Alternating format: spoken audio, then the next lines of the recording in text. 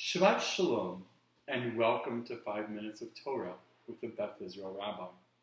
You may remember that a little under 10 years ago, I was invited by Germany, by the German government, to tour the country because my late mother had escaped from Germany shortly after Kristallnacht, and I was a synagogue rabbi. I had an incredible, most insightful time in Germany. I loved having the opportunity to see the very place in which my mother grew up, not only her old house, but also the town. And I traveled around the country seeing ancient Jewish communities. And I spent Shabbat in Berlin. Really a wonderful Shabbat. But there was one incident that I'll never forget. I was supposed to spend that Friday night at the home of one of the local Orthodox rabbis in Berlin. And just hours before Shabbat was about to begin, the people who had organized the trip for me called me up and said, unfortunately, the rabbi who had invited you for Shabbat has disinvited you. He heard that you were a conservative rabbi, and therefore you're no longer welcome to his home. I have to admit, I wasn't angry, but I was sad.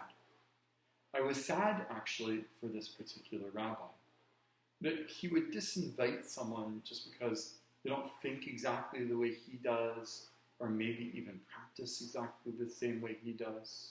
And it actually reminded me of a story in the Talmud, a story about an individual, a well-known individual in Jerusalem, right before the time of the destruction of the Second Temple, who threw a party and tried to invite his friend Kamsa, but one of the people who was working for him gave the invitation to the wrong person, to Bar Kamsa, an easy confusion to make. Bar Kamsa, though, was his enemy, and when Bar Kamsa showed up to the party, thinking that he had been invited to this party in order to be able to try to create peace between the two of them, the person throwing the party, this person who was well known in the Jewish community in Jerusalem, kicked him out.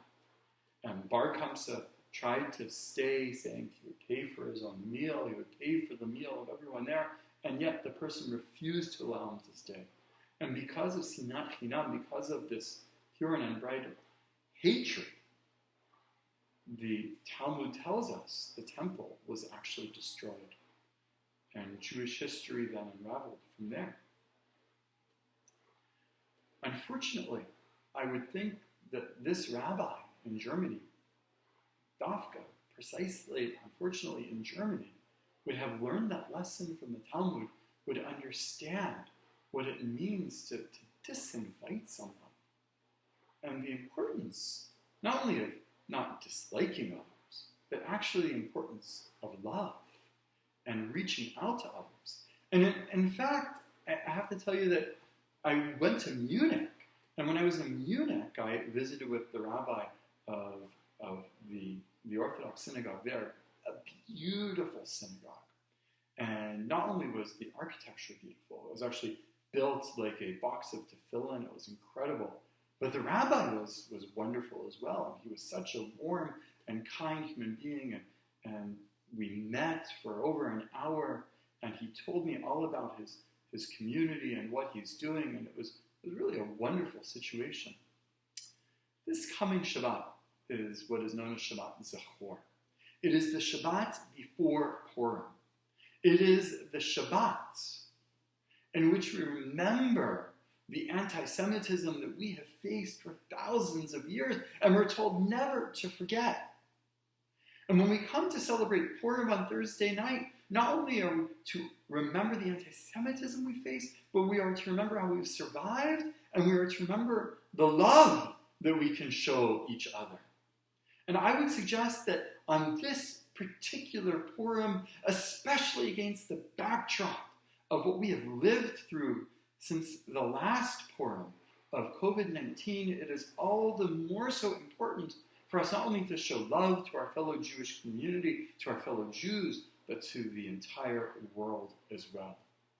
Please join us not only on this Shabbat Zachor, but please join us on Thursday as we celebrate Purim with special programming for our youth, and then an adult Purim Megillah reading and Purim spiel with an incredible spiel that was written by Jonathan Berkowitz. And all of this we'll be able to celebrate online. And then join us, please, on Sunday for a drive-through celebration for families. And make sure, if you have not done so, to sign up for that. Shabbat Shalom and Chag Purim Sameach.